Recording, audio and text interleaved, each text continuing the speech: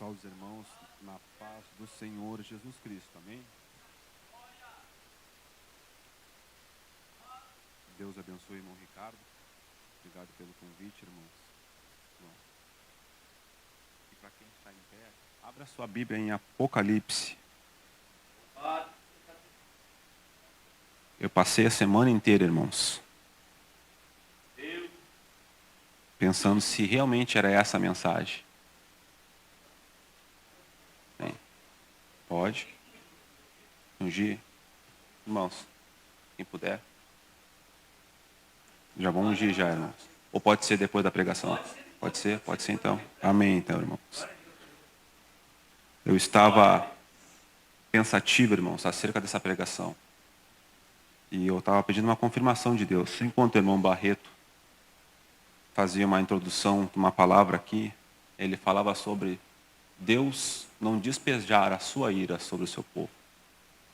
A grande verdade é que o sangue de Cristo, que nos revestiu agora, nessa nova natureza, não irá permitir que a ira do seu Pai seja despejada sobre a igreja de Cristo. Antes da ira de Deus ser despejada nessa terra, Cristo irá levar a sua igreja. Cristo irá levar o seu povo. Cristo irá levar a sua noiva. Abra a sua Bíblia em Apocalipse, capítulo de número 1. E vamos ler os versículos 1, 2 e 3. Glória a Deus. Aleluia. Bendito o Cordeiro de Deus. Aleluia. Glória a Deus. Diz assim a palavra de Deus. Revelação de Jesus Cristo, que Deus lhe deu para mostrar aos seus servos as coisas que breve devem acontecer, e que ele, enviado por intermédio do seu anjo, notificou ao seu servo João, o qual atestou a palavra de Deus e o testemunho de Jesus Cristo, quanto a tudo o que viu. Bem-aventurados aqueles que leem e aqueles que ouvem as palavras desta profecia e guardam as coisas nela escritas, pois o tempo está próximo. Pois o tempo está próximo. Tome seu assento. Glória a Jesus Cristo. Glória a Jesus Cristo. Glória a Deus. Obrigado, Glória a Jesus. O livro de Apocalipse, meus irmãos, ele é o livro bíblico deste momento. Ele é o livro bíblico exatamente desta hora. Os versículos a qual nós lemos, o 1, e o 2 e o 3, são um panorama. É exatamente aquilo que Deus quer mostrar através do seu anjo. Jesus Cristo quer mostrar através do seu anjo a João. Nessa introdução, no livro do Apocalipse, é revelado o propósito dele ser escrito. É revelado bem no início o motivo que Deus enviou um anjo até João para escrever o livro do Apocalipse. E o porquê que esse livro foi escrito? Por que este livro é o último livro dentro dos 66 livros compilados na Bíblia? Por que ele é o último livro dentro da Bíblia? A palavra Apocalipse, ela significa revelação. No grego significa revelação.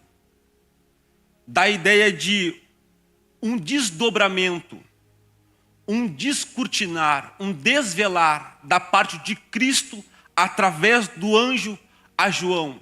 É Cristo dizendo: eu vou descortinar, eu vou te mostrar, através do anjo, o que irá acontecer. Isso se chama revelação. Apocalipse, o termo bíblico, significa revelação, descortinar, desdobrar, desvelar um mistério.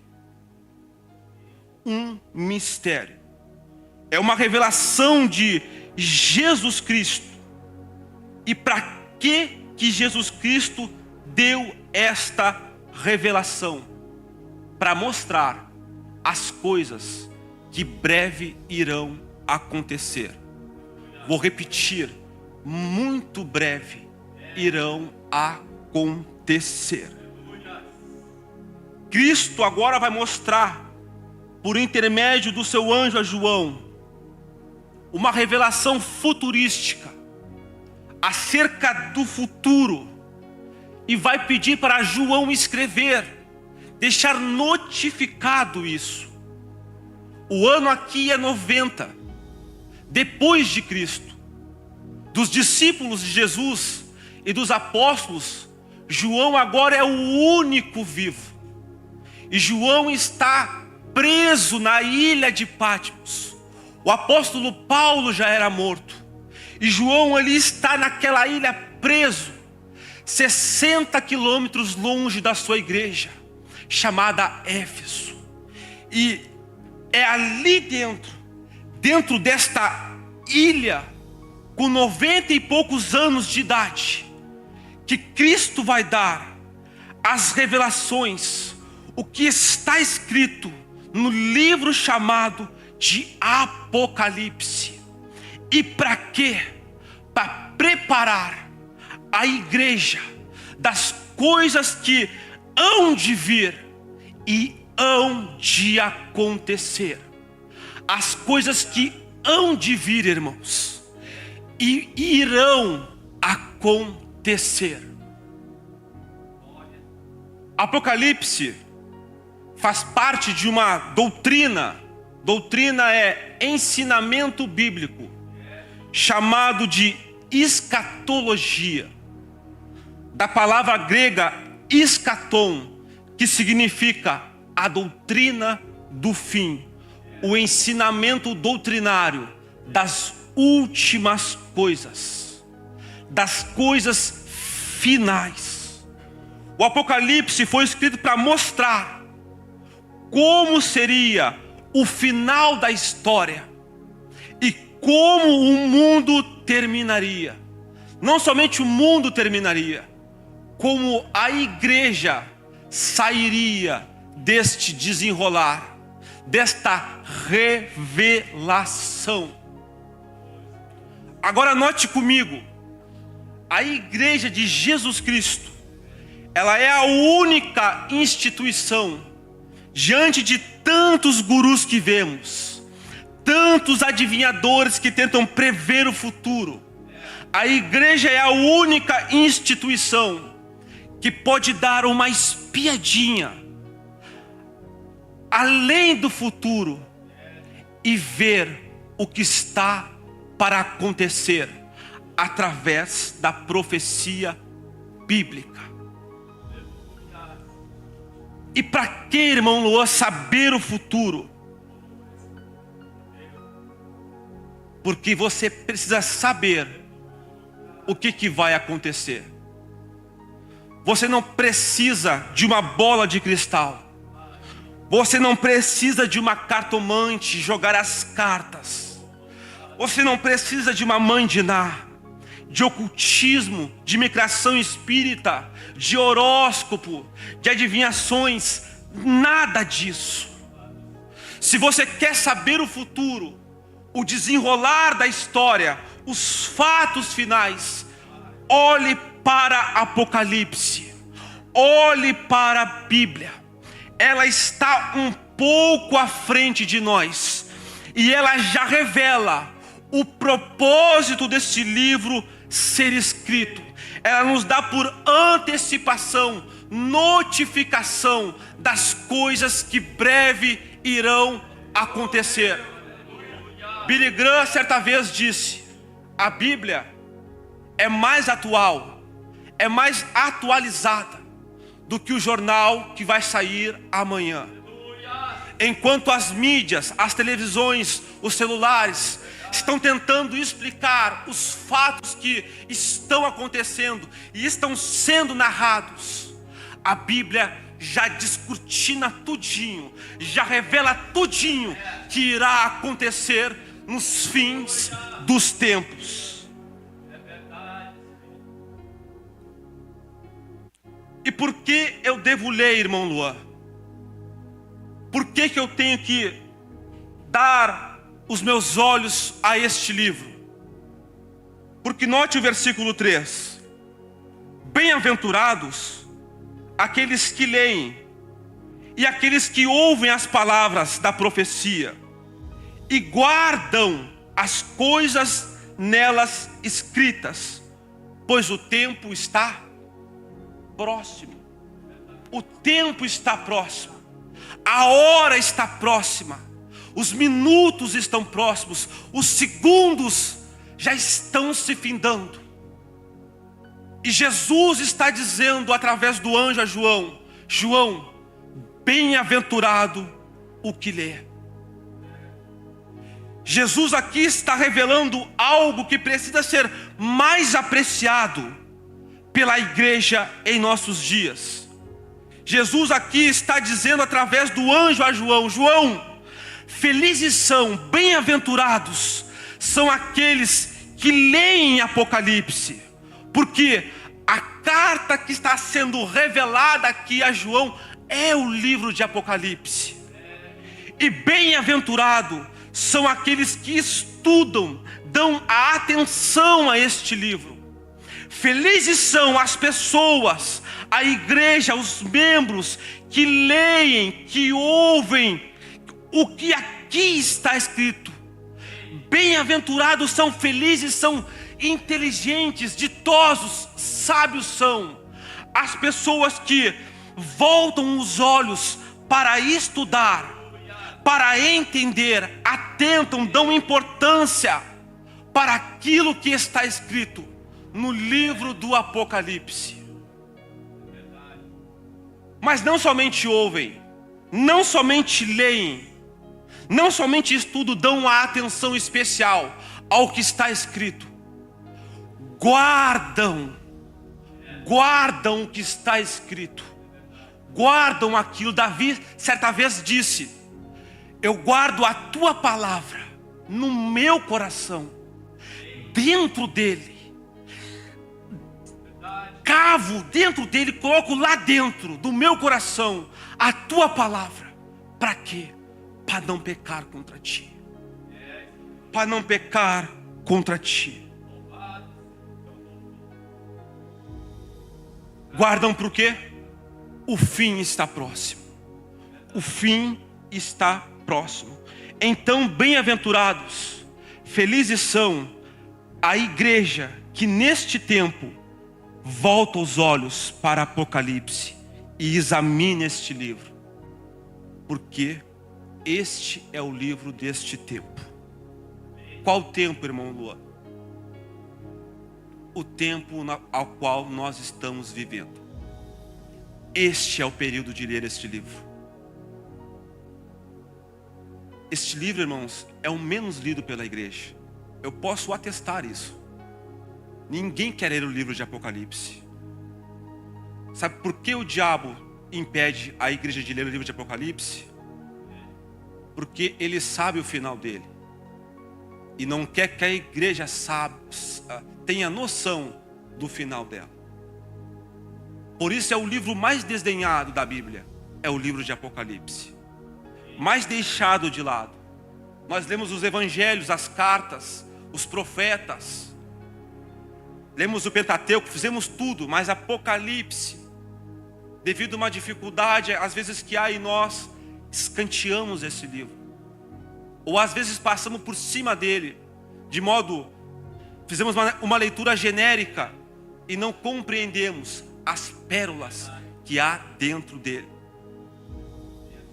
E aqui agora eu vou fazer um ping-pong Em Mateus, capítulo de número 24, é o sermão profético, irmãos. É o sermão apocalíptico. Em Mateus 24, Jesus vai explanar um sermão profético. Ele vai verbalizar um sermão apocalíptico acerca do fim. Era uma quinta-feira à tarde, antes da crucificação. Na sexta, Jesus vai ser morto. E no domingo, ele vai ressuscitar. Nesta quinta-feira, à tarde, à tardinha, Jesus vai proferir um sermão extremamente escatológico em Mateus 24. Já é tarde, os de Jesus estão saindo do templo. O céu já está ficando um céu alaranjado, o sol se pondo, e os discípulos no particular perguntam: Mestre, que sinal o Senhor nos dá da sua vinda e do final de todas as coisas? Quais são os sinais acerca da sua vinda e o final de todas as coisas? E para mim, este capítulo é um dos mais difíceis de interpretar, porque no dispensacionalismo clássico, que é aonde eu me encaixo por ser pentecostal, a igreja irá passar pelos princípios das dores, pelos princípios das dores de parto. A igreja irá passar. E aqui podemos ver no capítulo 24 a igreja passando.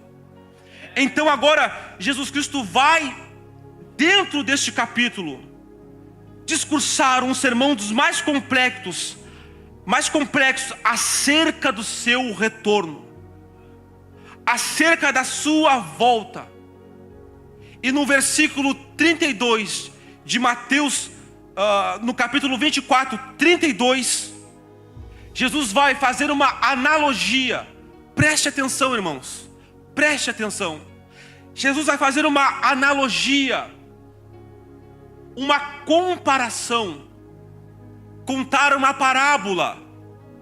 E ele vai dizer: olhai para a figueira. Olhai para a figueira. Por que Jesus, em Mateus 24, 32, manda os seus discípulos olharem para a figueira? A figueira é uma árvore típica de Israel. E a palavra ali, o sermão ali escatológico, está sendo proferido para judeus, para israelitas. E Jesus diz: olhai para as figueiras. Quando os ramos delas se tornam tenros, começam a brotar, sabei que está próximo o verão. Assim, quando virdes todos esses sinais, sabei que o fim está próximo. Qual é a ideia, irmão Luan? Jesus está dizendo: vocês, meus discípulos, conhecem de agricultura. A figueira é uma árvore típica desta terra. Olhem para a figueira. Quando ela começar a brotar, começar a dar os ramos, as folhas, quando os ramos começarem a ficar tenros, ela está anunciando que está chegando uma nova estação. Uma nova estação está chegando. Oh, Jesus Cristo! E qual é a estação que está chegando, irmão Luan? O verão. O verão. Então, todas as vezes que vocês olharem para as figueiras e notarem que os ramos estão ficando tenros, ela está brotando, ela está criando formosuras, vocês já sabem está chegando uma nova estação. E qual é a estação, irmão Luan? O verão. O verão. Agora Jesus inverte a analogia da figueira e vai dizer: olhem para os sinais na economia, na natureza, na religião, na política. Quando vocês virem esses sinais, eles estarão anunciando uma nova estação, uma nova era. E não é o verão. Não é o verão. E o que é, irmão Luan? É o fim, a volta de Jesus Cristo. Quando vocês verem esses sinais se cumprindo, sinais na economia, sinais na natureza, na religião, na política, sabei que uma estação está por chegar. Uma nova era está chegando. E não é o verão, é o fim, é a minha volta, a volta de Jesus Cristo. Então Jesus Cristo vai deixar as profecias, sinais claríssimos, gritantes e estarrecedores acerca da sua volta. É só olhar para o mundo, é só olhar para o contexto ao qual nós estamos vivendo hoje e olhar os sinais da vinda de Jesus Cristo se cumprindo um a um, a todo vapor. Quais sinais, irmão Luan? Sinais na natureza: enchentes, terremotos, furacões, tsunamis. Sinais na sociedade: pestes, epidemias, pandemias, fome, corrupção, violência. Sinais na religião: apostasia, engano, falsos profetas, espíritos adivinhadores, falsos pastores e uma falsa igreja. Tudo isso é um desencadear de sinais da volta de Jesus Cristo, que Ele está voltando, que uma estação está chegando. E não é o verão, é o fim, é a volta de Jesus Cristo. E os sinais que estamos vendo, eles devem provocar em nós uma mudança.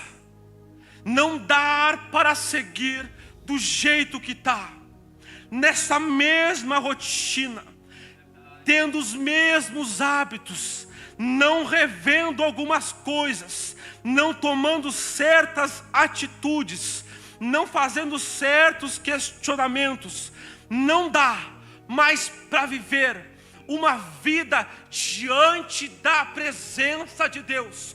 Ou vamos ser cristãos agora, ou amanhã pode ser tarde demais. Temos que se decidir ainda hoje se realmente vamos pegar a cruz, vamos caminhar com Cristo, renunciar tudinho e seguir ao Mestre e sermos verdadeiramente cristãos, chamados de cristãos, rever reposições, rever trajetórias, tomar posicionamentos, porque amanhã pode ser tarde demais. Os sinais estão gritando: Ele voltará. Ele voltará. Jesus Cristo voltará. Para não ficar aqui, irmãos, dizendo que a igreja Cristo levou é um louvor. Preste atenção nos sinais. Preste atenção no tudo que está acontecendo neste mundo. Atenta-te por tua vida. Atenta-te. Desperta-te. Vigia. Ora.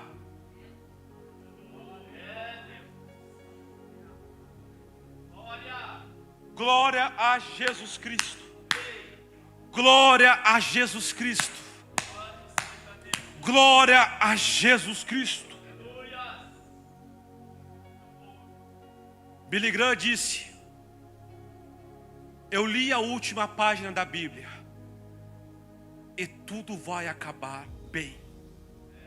E tudo vai dar certo. Qual era a última página da Bíblia? O livro de Apocalipse. Billy Graham estava certíssimo na sua frase, na sua colocação. Tudo vai dar certo. Por isso ore um pouco mais. Jejue um pouco mais. Se consagre um pouco mais. Santifica, santifica, santifica, santifica, santifica, santifica, ó igreja. Te separa, ó igreja. Te separa, ó igreja. Santifica.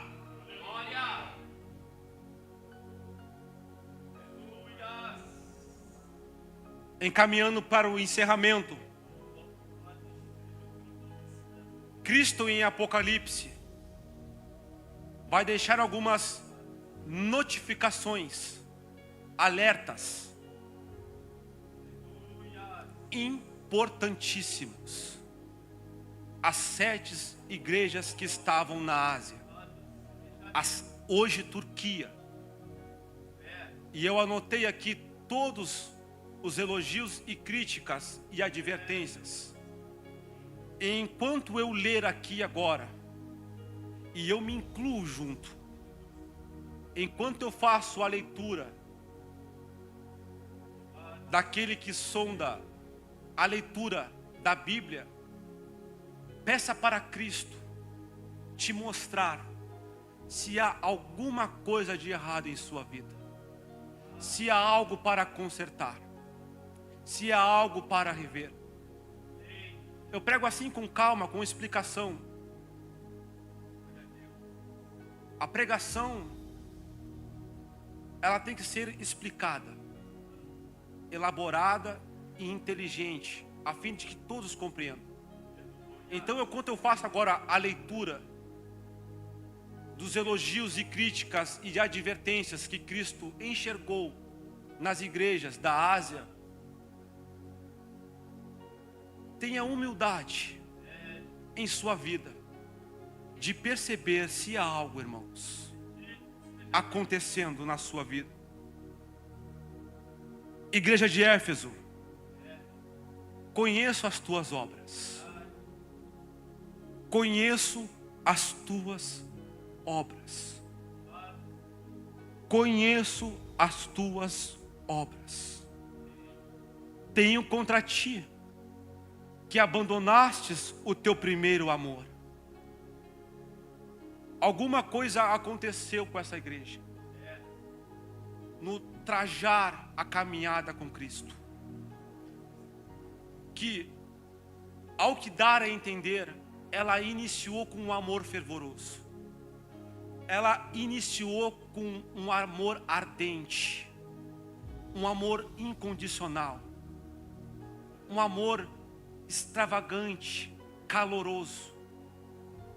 Mas no discorrer da trajetória desta igreja, Cristo percebeu que esta igreja perdeu o primeiro amor, perdeu a paixão, perdeu a alegria, perdeu o gozo de servir no reino, de caminhar com Cristo. Cristo percebeu que esta igreja, ela havia perdido até mesmo o amor por Ele, o amor por Deus, porque Deus é amor. Não podemos caminhar no reino de Deus, no reino de Cristo, sem amor, sem o amor de Deus. Então Cristo agora percebe, Ele vai dizer assim: eu conheço vocês, um por um, dentro desta igreja, e tenho contra vocês que vocês abandonaram o primeiro amor. Pois lembra-te da onde vocês começaram a cair, da onde começou a faltar amor por Cristo, a faltar interesse pelo céu, a faltar interesse pelo Cordeiro, a faltar interesse pelas virtudes, a faltar o interesse pelas promessas de Deus para a sua igreja. Lembra-te de onde caíste. Recapitula lá atrás, aonde eu comecei a fraquejar, a perder o amor por Cristo, a perder o amor pela igreja, a perder o amor pela obra, a perder o amor pelo reino. Lembra disso lá atrás. Arrepende-te. Arrepende-te. Arrependimento é metanoia, depois de pensar. Depois de pensar, tomar uma nova atitude. Tomar uma nova atitude. Eu caí, Jesus. Eu me lembrei aonde foi que eu caí. Foi exatamente neste dia que eu comecei a despencar no amor para contigo. Estou me arrependendo, tomando uma atitude. Me ajuda a voltar à prática do primeiro amor, as primeiras obras, aonde eu te amava incondicionalmente. Esmirna, conheço as tuas obras, conheço a tua tribulação. Cristo conhece a tribulação de cada um. Conheço as tuas tribulações, a tua pobreza. Tem igreja e tem crente que é pobre. Por isso eu sou um crítico ferrenho contra a teologia da prosperidade. Se tu me mostrar na Bíblia um apóstolo que morreu rico, eu desfaço a minha crítica. Mas se não me provar dentro da Bíblia que eu estou errado, eu nem desculpas peço. Eu sou um crítico ferrenho contra aqueles que fazem da Bíblia uma teologia da prosperidade, promoção de dinheiro. Cristo está dizendo: conheço a tua tribulação, a tua pobreza. Vocês são pobres. Eu conheço a dificuldade que vocês estão passando, a tribulação, a aflição, a angústia. Mas eu digo: tu és rica. Perante mim, tu és rica. Não temas as coisas que deves sofrer. Aqui não é uma repreensão de volta ao amor. Aqui é Cristo dizendo: eu conheço vocês, sei a tribulação, sei a pobreza, mas para mim vocês são ricas. Mas mesmo sendo pobre, mesmo passando por tribulação, Cristo vai dizer: não temas as coisas que vocês vão sofrer ainda. Que vocês vão sofrer. Porque o Evangelho é isso, é sofrimento. A Bíblia é carregadíssima de sofrimento. Quer ser cristão? Te prepara para sofrer. Aí Jesus diz: ser fiel até a morte. Além de ser pobre, passar por tribulação, passar por momentos de angústias, tendo ali qualificado como uma igreja desprovida de luxos, de algo pomposo, Cristo diz: ser fiel até a morte. Seja fiel até a morte. Pérgamo, o início agora é diferente. Conheço o lugar aonde tu habita. Eu não conheço somente as tuas obras, conheço o lugar em que habitas. Tenho contra ti que sustentas a doutrina de Balaão. Qual doutrina? Prostituição e dinheiro. Prostituição e dinheiro. Infelizmente, há alguns obreiros sustentando estas doutrinas dentro da igreja. Balaão profetizava por dinheiro, profetizava por lucro, e ensinou Balaque a fazer Israel tropeçar. Quando Balaão não conseguiu amaldiçoar Israel quando saía do Egito, Balaque pagou ele, amaldiçoou Israel. E quando ele ia amaldiçoar Israel, Deus trocava as palavras. E ele dizia: Deus te abençoe, ó Israel. E disse para Balaque: Balaque, não tem como amaldiçoar aquilo que Deus já abençoou. Então Balaque fica ali em questionamentos e pergunta para ele: não tem nada que eu possa fazer? Tem uma coisa: manda mulheres estrangeiras no meio deles, ali eles vão cair. Então há muitos hoje sustentando dentro da igreja esta doutrina de prostituição e de profecia por dinheiro, por lucro, interesse financeiro. E a doutrina dos nicolaítas. E ele vai dizer, encerrando: arrependa-te. Arrepende-te. Tiatira, conheço as tuas obras. Toleras uma mulher chamada Jezabel, que a si mesmo se declara profetiza.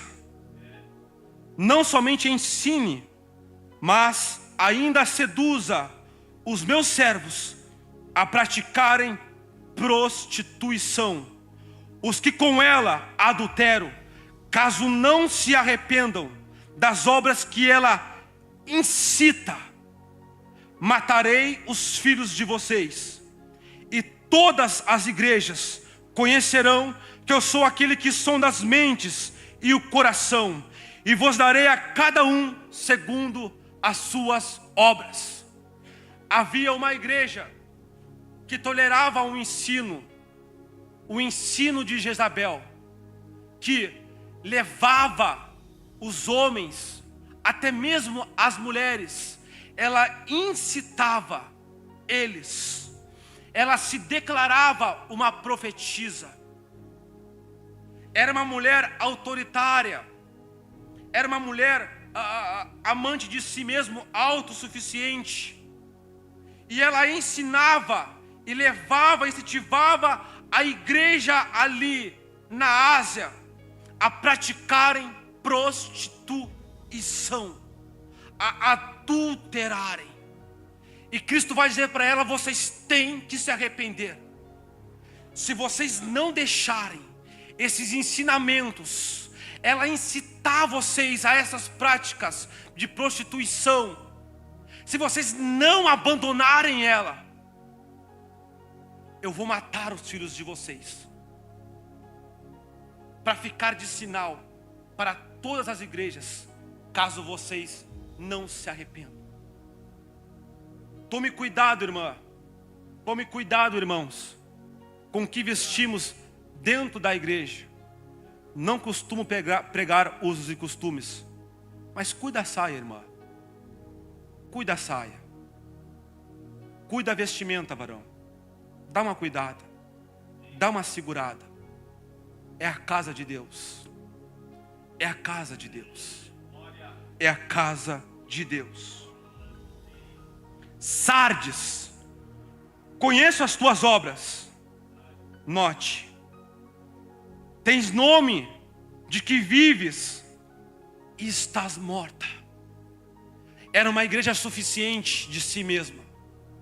Batia no peito: eu estou vivo dentro da obra. Eu estou vivo dentro do reino. Eu estou fazendo alguma coisa dentro da igreja. Eu estou servindo na membresia. Eu estou servindo no corpo de obreiros. Eu estou servindo no ciclo de oração. Eu faço parte da juventude. Eu estou nas escalas. Eu coopero, eu faço isso, eu faço aquilo. E Cristo vai dizer: tem nome só de que tu estás viva, mas estás morta. Estás morto. Estás batendo no peito que estás vivo, mas tu estás morto. Então ele vai dizer: ser vigilante quanto a isso, e consolida o resto que estava para morrer. É Cristo dizendo: tu está morto, mas ainda há alguma coisa batendo em ti, pulsando em ti, há sangue ainda fluindo nas tuas veias. Ser vigilante quanto a esse restante que está para morrer, está para se findar, está para estar de luto, enquanto não está ainda consolida Consolida isso, te desperta enquanto a isso. Vigia enquanto a isso. Perceba que você não está vivo. Perceba que você não está em uma atuação sincera com Deus, vívida, eficaz, poderosa, espirituosa na igreja. Ainda há um restinho em ti que não morreu, está prestes para morrer. Lembra-te. Lembra-te disso.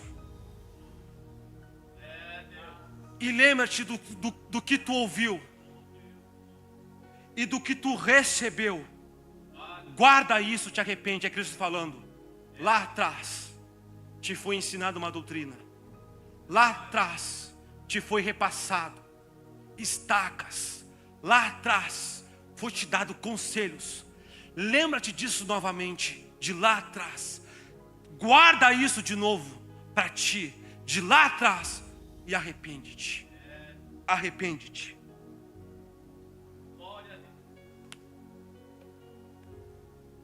Filadélfia, conheço as tuas obras, que tens pouca força. Tens pouca força. Entretanto, guardastes a minha palavra e não negastes o meu nome. Fraqueza, irmãos, não é sinônimo de pecar. Fraqueza não é sinônimo de nós se deixar ser levado. Tendo pouca força, guardaste. Guardaste. Paulo disse: Senhor, eu estou fraco. E Deus disse para ele: o meu poder se aperfeiçoa na tua fraqueza. De bom ânimo. Para tu não te gloriar em nada. Em nada. Laodiceia, conheço as tuas obras, que não és nem frio e nem quente, és morno. Estou pronto a vomitar-te da minha boca. Compra colhido de mim, para ungir os teus olhos, para ver. Eu repreendo e disciplino todos os que amo. Estou à porta e bato. Havia uma igreja na Ásia que não estava decidida, estava neutralizada enquanto ao reino de Cristo, enquanto às promessas de Cristo, enquanto ao mandamento de Cristo, enquanto ao id. Havia uma igreja que não era nem fria e nem quente. São as águas daquela região, águas quentes, águas frias daquela região. Ali é uma simbologia das águas daquele lugar. Eles da Ásia entenderam a simbologia. Não és quente e não és frio. Não és como as águas daqui que são quentes e servem para tais coisas, e as águas daqui que são frias e servem para tais coisas. És morna.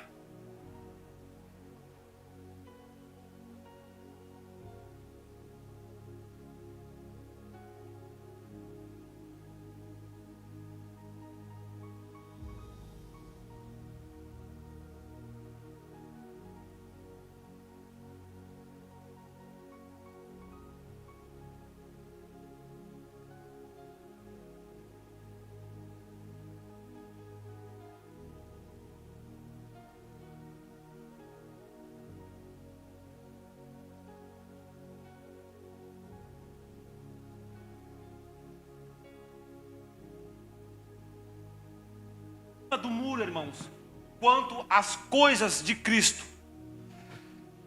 Tu não és quente e nem fria, és morna. Estou a ponto de vomitar-te.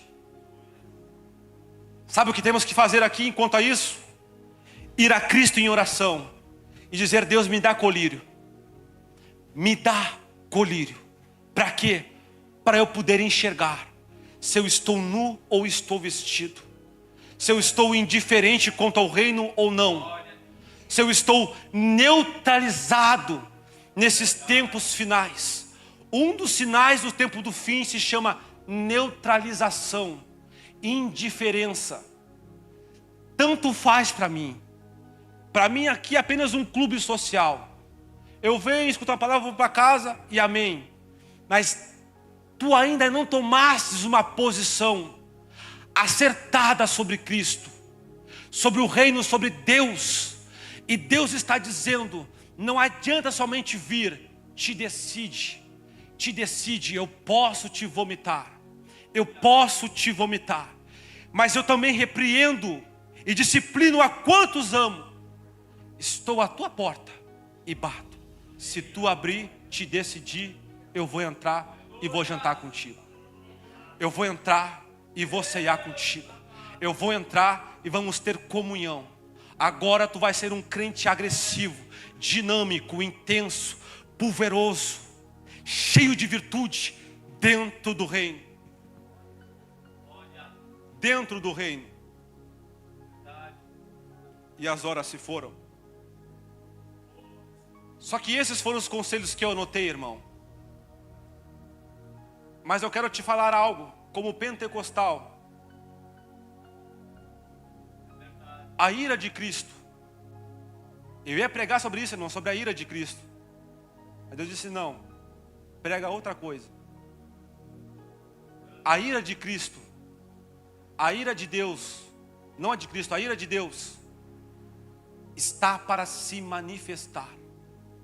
Apocalipse 14 está registrado isso. A ira de Deus está para se manifestar sobre os habitantes dessa terra. A ira de Deus, ela é uma resposta de Deus. Quando Deus é justiça.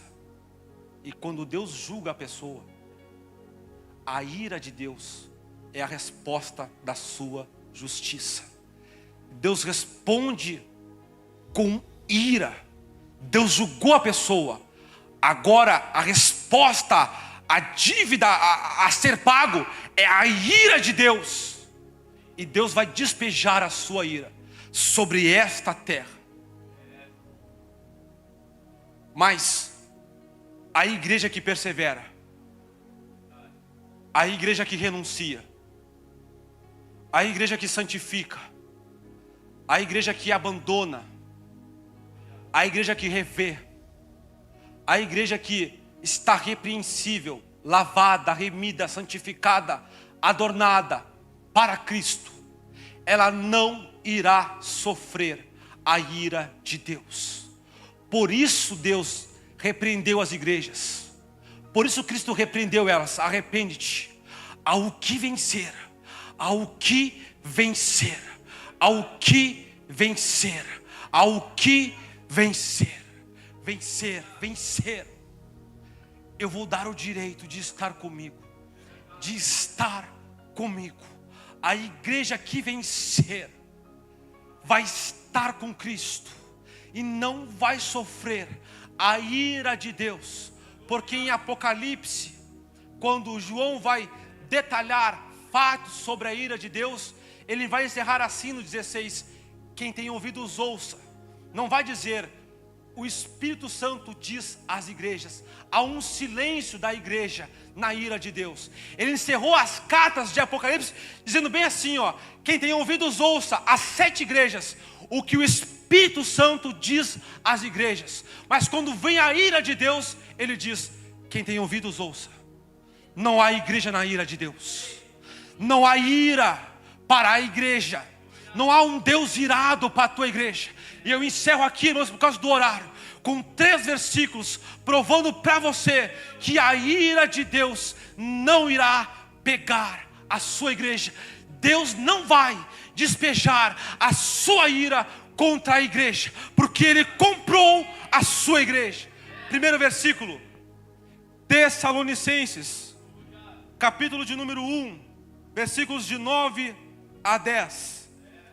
Diz assim a palavra de Deus: pois eles mesmos relatam de que maneira vocês receberam e abandonaram os ídolos, a fim de servir a Deus, o Deus vivo e verdadeiro, a esperar dos céus o seu Filho, a quem ressuscitou dentre os mortos, Jesus, que nos livra da ira que há de vir. Jesus que nos livra da ira que há de vir.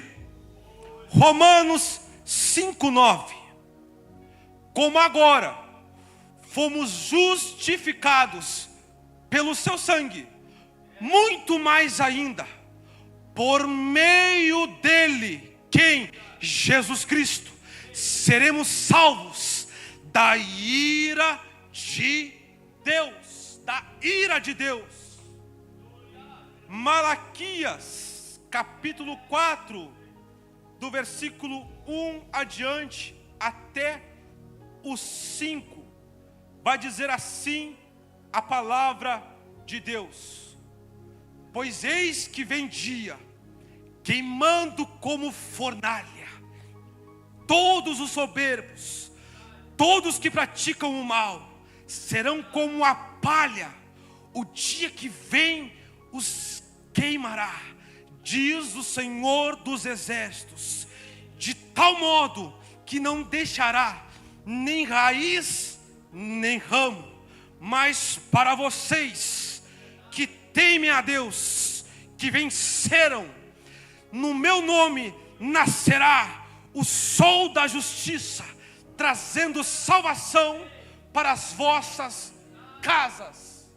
Salvação para vocês.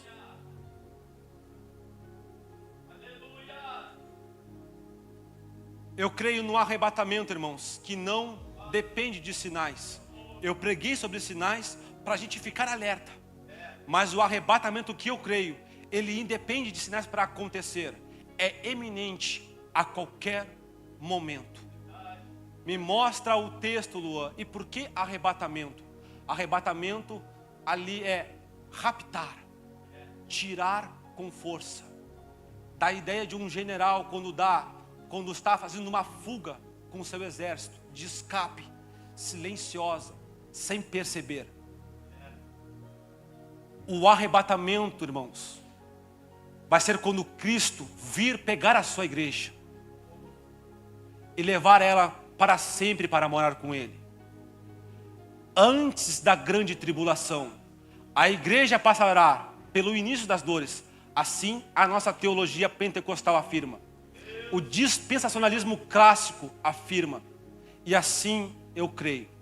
Mas não irá passar pela grande tribulação a ira de Deus. E aqui eu fecho.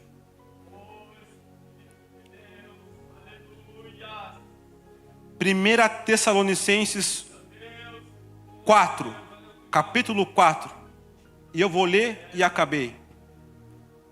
Não queremos, porém, irmãos, que sejais ignorantes com respeito aos que dormem. Não vos entristeçais como os demais, que não têm esperança. Pois se cremos que Jesus Cristo morreu e ressuscitou, assim também Deus, mediante Jesus, trará em sua companhia os que dormem. Ora, ainda vos declaro, por palavra do Senhor, isto: nós, os vivos, os que ficarmos até a vinda do Senhor, de modo algum precederemos os que dormem.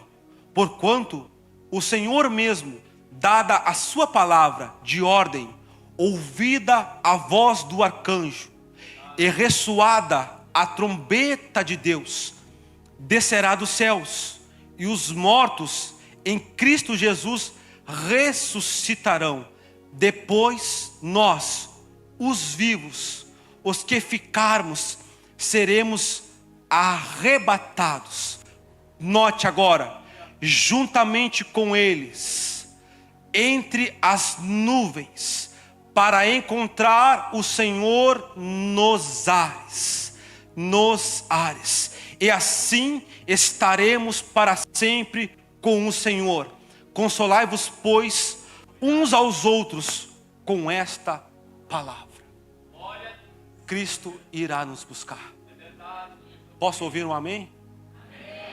Que Deus abençoe a igreja. Oh, aleluia. Se colocamos de pé nessa noite. Aleluias, Deus tem falado no nosso coração nessa noite. Deus tem usado seus servos a trazer um grande alerta em nossas vidas nessa noite. Eu te convido a dar um passo de fé, vem à frente, vamos buscar a bênção de Deus, a graça